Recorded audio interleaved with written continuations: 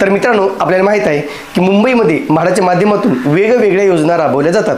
त्याच्यापैकी ज्या काही योजना राबवल्या जातात त्याला उदंड असा प्रतिसाद मिळताना आपण अनेक वर्षापासून पाहत आलेलो आहोत. अनेक जण प्रश्न करतात मित्रांनो की सर लॉटरी शिवाय घरी मिळतात का, किंवा मला विदाऊट लॉटरी घरी घ्यायची आहेत, मला लॉटरीमध्ये सहभागी व्हायचं नाही, मी अनेक वर्षापासून लॉटरी फॉर्म भरतोय पण मला घर लागत नाही. मग अशा वेळेस आमच्यासमोर पर्याय काय आहे, आम्हाला म्हाडाचं घर घ्यायचं आहे.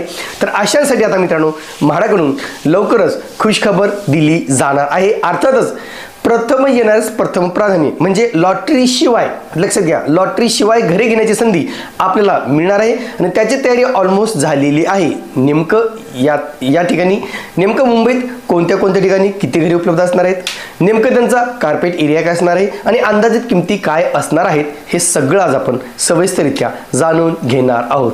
नमस्कार मित्रांनो, कसे आहात सगळे, मजेत ना? स्वागत आहे आपल्या सर्वांचं या यूट्यूब चॅनलवरती, ज्याचं नाव आहे RK प्रॉपर्टी न्यूज.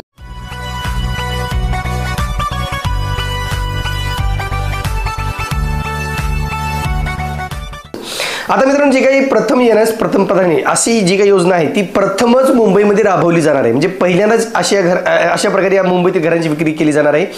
कारण अनेक ठिकाणची घरे हे किंमत जास्त असल्यामुळे काही ठिकाणची घरे विक्री झाली नाही आहेत, काही ठिकाणची लोकॅलिटी प्रॉपर नसल्यामुळे काही ठिकाणची घरे विक्री झाली नाही. पण काही ठिकाणची घरे ही काही अर्जदारांना 2-2, 3-3 ठिकाणी घरे लागतात, मग ते वेटिंगवर लागून पण तेथील काही घरे शिल्लक राहतात. अशा वेळेस सुद्धा काही घरे ही शिल्लक राहतात. मग अशी घरे सुद्धा या योजनेअंतर्गत उपलब्ध केली जातात. एकंदरीत 100 ते 150 घरे म्हणजे असतील असा एक अंदाज व्यक्त करण्यात आलेला आहे की 150 घरांच्या आसपास ही घरे म्हणजे असणार आहेत. 120 ते 130 घरे असतील असं मागे कुठेतरी सांगितलं होतं. परंतु आतापर्यंत नेमकं जो काही घराचा तपशील प्राप्त झालेला आहे त्या प्राप्त झालेल्या तपशिलानुसार वेगवेगळ्या माध्यमातून आम्ही ती माहिती घेण्याचा प्रयत्न करतो गेल्या आठवड्याभरापासून की नेमकं कोणत्या ठिकाणी घरे असणार आहेत, किती घरे असणार आहेत, नेमकं काय त्याचं म्हणजे शेड्यूल असणार आहे. तर मित्रांनो, सगळ्यात महत्त्वाचं की जे काही मुंबईतील महत्त्वाच्या ठिकाणी म्हणजे चांगल्या लोकेशनला घरे उपलब्ध आहेत, प्राईम लोकेशनला सुद्धा घरे उपलब्ध आहेत. फक्त एवढंच आहे मित्रांनो की आता ही जे फर्स्ट कम फर्स्ट सर्व जी काही योजना आहे त्याचं इम्प्लिमेंटेशन हे म्हाडाकडून कशा प्रकारे केले जाणार आहे ते सुद्धा आपण पाहणार आहोत. परंतु एवढं मात्र सांगू इच्छितो की या योजनेअंतर्गत ज्यांना म्हाडात पूर्वी घरे लागलेली असतील तरी ते फॉर्म भरू शकतात. तुमचं ऑलरेडी मुंबईत घर असेल तरी तुम्ही योजनेचे फॉर्म भरू शकता. तुमचं इन्कम किती जरी असलं तरी तुम्हाला इन्कमची कुठलीच अट ठेवली जाणार नाही. म्हणून अनेक ज्या काही अटी आहेत त्या शिथिल केल्या जाणार आहेत. त्याच्यामुळे या सोडतीला खूप चांगला प्रतिसाद मिळेल असं म्हाडाच्या अधिकाऱ्यांनी सांगितलेलं आहे. आता महत्त्वाचं म्हणजे तुम्ही ज्या बाबीची वाट बघताय की नेमकं आम्हाला घरे कुठे आहेत आणि किती आहेत आम्हाला तेच सांगा सर. तर लक्षात घ्या, या ठिकाणी आतापर्यंत प्राप्त झालेल्या घरांचा तपशील आम्हाला मिळालेला आहे. नेमकं किती घरे आलेली आहेत तर या ठिकाणी पहा मित्रांनो, पहिलं MC सोसायटी पंतनगर घाटकोपर पूर्व. लक्षात घ्या, MC सोसायटी. आता हा जो तपशील आहे हा आजच्या पुढारी या वृत्तपत्रामध्ये ही बातमी प्रसिद्ध झालेली आहे. पुढारी पेज नंबर 23 नोव्हेंबर 2025 पेज क्रमांक 3 हे तुम्ही रेफर करू शकता तुम्ही पुढारीच्या वेबसाईटला जाऊन. त्याच्यामध्ये काय दिले बघा मित्रांनो, पहिलं MC सोसायटी पंतनगर घाटकोपर पूर्व या ठिकाणी 2 घरे आहेत ज्याचं चटई क्षेत्रफळ 43.99 चौरस मीटर एवढं आहे. नंतर क्रिसेंट टावर तारदेव या ठिकाणी 6 घरे उपलब्ध आहेत. त्याचा कार्पेट एरिया 111.52 ते 142.3 एवढा आहे. दूधवाला बिल्डिंग भायखळा या ठिकाणी 4 फ्लॅट्स आहेत, 4 सदनिका आहेत. ज्याचा कार्पेट एरिया 71.54 ते 72.34 एवढा आहे. आनंद हाईट्स अँटॉफिल वडाळा या ठिकाणी 8 सदनिका आहेत, 72.12 ते 116 स्क्वेअर फीट एवढा त्याचा कार्पेट एरिया आहे. सीव्ह्यू बिल्डिंग बघा, सीव्ह्यू बिल्डिंग लोअर परेल या ठिकाणी LIGची घरे मित्रांनो 4 घरे आहेत, 33.8 त्याचा कार्पेट एरिया आहे. विक्रांत सोसायटी कन्नमार नगर विक्रोळी या ठिकाणी 1 घर आहे ज्याचा कार्पेट एरिया 37.58 आहे.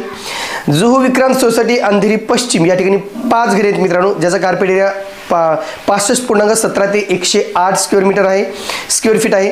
ट्युलिप सोसायटी अंधेरी पश्चिम या ठिकाणी 2 सदनिका आहेत ज्याचा कार्पेट एरिया 67.91 ते 84.69 एवढा आहे. नंतर बेलासिस रोड भायखळा या ठिकाणी 2 सदनिका आहेत ज्याचा कार्पेट एरिया 73.88 ते 74.74 एवढा आहे. हेरिटेज अपार्टमेंट सायन या ठिकाणी 2 घरे आहेत ज्याचा कार्पेट एरिया 54.13 ते 58.71 आहे. तुंगा पवई या ठिकाणी 1A आणि 1C या विंग मध्ये 29 घरे आहेत, सगळ्यात जास्त घरे आहेत मित्रांनो ज्याचा कार्पेट एरिया आहे 68.68. नंतर तुंगापवई 2A आणि 2F 2A ते 2F याच्यामध्ये 8 फ्लॅट आहेत, ज्याचा कार्पेट एरिया 44.3 म्हणजे 44.3 स्क्वेअर फीट आहे. गायकवाड नगर मालवणी या ठिकाणी एक घर आहे, ज्याचा कार्पेट एरिया 58 स्क्वेअर फीट आहे. आणि मालाड मालवणी या ठिकाणी एक घर आहे, ज्याचा कार्पेट एरिया 27 स्क्वेअर फीट एवढा आहे.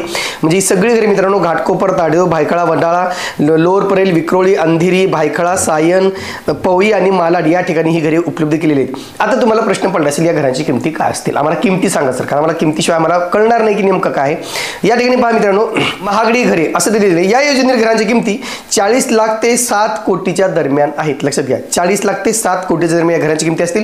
म्हणजे 40 लाख जे काही कमीत कमी किंमत असेल ती 40 लाख असणार आहे. आणि नक्कीच ही जी काही किंमत आहे ती बऱ्यापैकी आपण सांगू शकतो की परवडणारी असणार आहे. पण याच्यात नेमकं घरे किती असणार आहेत याच्या संदर्भात अजूनही आपल्याला तपशील मिळालेला नाही की नेमका कोणत्या घरांची किंमत ही 40 लाख आहे. आता माझ्या मते जे काही अँटॉफिल या ठिकाणी जो काही म्हाडाचा प्रकल्प आहे, स्वप्नपूर्ती किंवा नवीन प्रकल्प, तेथील घरे या ठिकाणी उपलब्ध केली जातील. पण त्याचा उल्लेख अद्याप याच्यामध्ये केले नाही. तर फक्त आनंद हाईट्स वडाळा एवढंच केलेलं आहे. पण जे काही स्वप्नपूर्ती सध्या अँटॉफिल वडाळा येथील जो काही आहे तेथील घरे सुद्धा या योजनेत समाविष्ट केली जाणार आहे. त्याचंही आता फायनलायझेशन होईल. या ठिकाणी पहा मित्रांनो, तुंगापवई येथील घरांची इमारत क्रमांक 1A ते 1C जे काही 1A 1C आहे तेथील घरांच्या अंदाजित किमती 2,25,00,000 रुपये एवढे आहेत. याच परिसरात इमारत क्रमांक 2A ते 2F येथील घरांची अंदाजित किंमत 1,50,00,000 एवढी आहे. आता हे जे काही किमती आहेत मित्रांनो, अंदाजित किमती त्यांनी सांगितलं की 1.5 कोटी, 2 कोटी, 1,40,00,000पर्यंत हे सगळे असणार आहेत.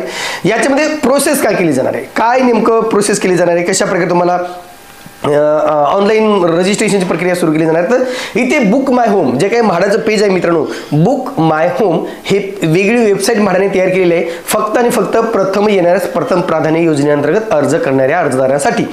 बुक माय होम अंतर्गत पुण्यातील बरेच प्रकल्प या योजनेअंतर्गत विकले गेले आणि ते हातोहात विकले गेलेत. लक्षात घ्या, म्हणजे पुण्यामध्ये आतापर्यंत फर्स्ट कमची जी काही योजना आणली होती ह्याच्या अगोदरची, त्याच्यामध्ये बरीच घरे ही हातोहात विकली गेलेली आहेत. आता त्याचं कारण काय ते मला सांगणारच आहे. पण जे काही नोंदणी करणार आहेत, बुक माय होम जे काही आहे त्या साईटला जाऊन तुम्हाला नोंदणी करायची आहे. नोंदणी केल्यानंतर तुम्हाला अनामत रक्कम भरायची आहे. अनामत रक्कम भरल्यानंतर तुम्हाला घर सिलेक्ट करण्याचा पर्याय मिळणार आहे. लक्षात घ्या, अनामत रक्कम भरल्यानंतर तुम्हाला 48 तासाच्या आत त्या घराच्या विक्रीच्या 10% रक्कम तुम्हाला भरावी लागणार आहे. लक्षात घ्या, म्हणजे नोंदणी केली, रजिस्ट्रेशन झालं, डॉक्युमेंट्स व्हेरीफाय झाले, तुम्ही अनामत रक्कम भरायची. अनामत रक्कम भरल्यानंतर 48 तासाच्या तुम्हाला त्या घरासाठीच्या 10% अमाऊंट तुम्हाला भरावी लागणार आहे, तरच ते घर तुम्हाला मिळेल मित्रांनो, अन्यथा तुम्हाला ते घर मिळणार नाही. त्याच्यानंतर उर्वरित जी काही 90% रक्कम आहे ती तुम्ही होम लोनच्या माध्यमातून किंवा इतर दुसऱ्या माध्यमातून पुढील 3 महिन्यात अर्थात 90 दिवसामध्ये तुम्हाला ते भरायची संधी मिळणार आहे. आता सगळ्यात महत्त्वाचं की या सोडतीला प्रतिसाद मिळेल का? नक्कीच मित्रांनो, या सोडतीला बऱ्यापैकी चांगला प्रतिसाद मिळू शकतो. कारण काय? कारण ज्यावेळेस मुंबई म्हाडा मंडळाकडून जेव्हा जाहिरात प्रसिद्ध झाली त्यावेळेस जो काही क्रायटेरिया ठरला होता कार्पेट एरियानुसार उत्पन्न गट, यामुळेच ही घरे विक्री गेली नाहीत. उदाहरणार्थ जे काही लोअर परेल या ठिकाणी जे काही घर आहे 1.5 कोटीचं घर आहे मित्रांनो, पण ते LIG उत्पन्न गटाकरता होतं. पवईची 2-2 कोटीची घरे ती LIG उत्पन्न गटाकरता होती आणि त्याच्यामुळे LIG उत्पन्न गटवाला जो माणूस आहे त्याचं उत्पन्नच 75,000 आहे किंवा 9 लाखापर्यंत आहे. आता ज्याचं उत्पन्न 9 लाखाच्या आत आहे ती व्यक्ती 2 कोटीचे 1.5 कोटीचे घरे घेऊ शकत नाही, त्याला होम लोन होऊ शकत नाही. त्याच्यामुळे होम लोन न झाल्यानेच ही घरे ती घेऊ शकत नव्हती. पण आता इन्कम क्रायटेरिया जर काढला गेला तर या ठिकाणी MIG आणि HIG उत्पन्न गटातील अर्जदार या ठिकाणी सहजरित्या फॉर्म भरू शकतात. ज्यांचं उत्पन्न 12 लाखापेक्षा वर आहे किंवा 9 लाखापेक्षा जास्त आहे अशा लोकांना सुद्धा या ठिकाणी आता संधी मिळणार आहे आणि त्याच्यामुळे नक्कीच या घरांना चांगला प्रतिसाद मिळणार आहे. आणि म्हणून मुंबईमध्ये खरोखरच घर घेण्याची म्हणजे अशा लोकांना सांगतोय की ज्यांचं आर्थिक स्थैर्य आहे, बऱ्यापैकी ते अफोर्ड करू शकतात अशा लोकांना, आणि 40 लाखाची घरे पण सर्वसामान्यांच्या दरात म्हटलं तरी वावगं ठरणार नाही. लक्षात घ्या, त्यांनी काय सांगितलं की 40 लाखापासून ते घरे असतील. जर 40 लाखाची घरी आली तर अशी लोक या ठिकाणी येऊ शकतात ज्यांचं ऑलरेडी म्हाडात घर आहे, ज्यांना म्हाडात लागलेलं आहे, जे इन्व्हेस्टर आहेत, ज्यांना गुंतवणूक करायची किंवा सेकंड होम घ्यायचा असेल अशा लोकांना मात्र नक्कीच या ठिकाणी खूप चांगली संधी मिळू शकते. किंवा जे आहेत की सर्वसामान्य लोक ज्यांना लॉटरीत लागलेली नाहीत, लॉटरीत लागून त्यांनी फॉर्म भरून सुद्धा वैतागलेले आहेत, अशांसाठी सुद्धा या ठिकाणी खूप चांगली संधी मिळू शकते. आता 120-130 घरे सांगितली मित्रांनो, आता फक्त आपल्याकडे 70 घरांचं डिटेल आलेलं. लक्षात घ्या, फक्त 70 घरांचं डिटेल आलेलं आहे. उर्वरित घरांचे डिटेल सुद्धा लवकरच म्हाडाकडून दिले जाणार आहेत, ज्याकडे आमचं लक्ष लागलेलं आहे. आणि याची जाहिरात मित्रांनो लवकरच प्रसिद्ध केली जाईल. याच आठवड्यात कुठेतरी याच आठवड्यामध्ये याची जाहिरात प्रसिद्ध केली जाणार असल्याचं वृत्त मिळालेलं आहे. तुर्तास मित्रांनो इथेच थांबतो. पुन्हा भेटूया एका नवीन व्हिडिओसह. तोपर्यंत आपली रजा घेतो. धन्यवाद.